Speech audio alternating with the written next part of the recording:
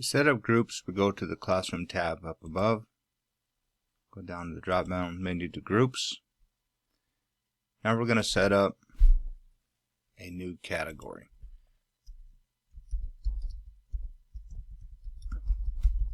Set up group activities. We can give it a description based on the number of students we have in the class. We'll determine how many students we want in each group. So for this example, I'm going to say 3 groups, and I can set up a discussion area within the weekly discussions, create new topic, or attach to an existing. That's if I want to. Okay, and you can set up lockers. Most students don't use the lockers so much, they just use their phones to communicate back and forth. Set up an assignment, file submission.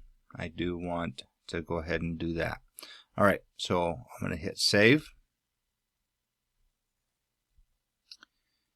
and it has been saved.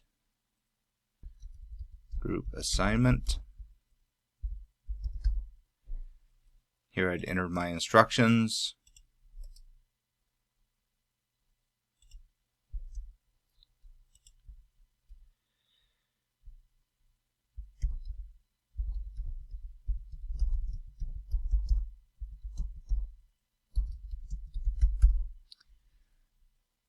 You can add an attachment, and that can be, for example, more documentation for them to help follow.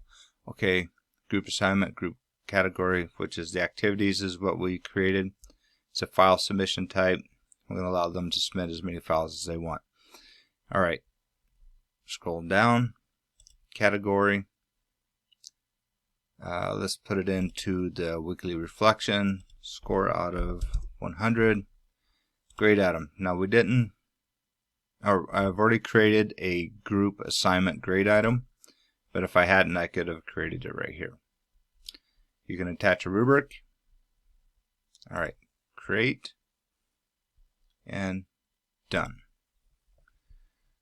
Alright, we're going to go ahead and save this. Alright, now I'm going to go into my groups, and I am going to enroll users.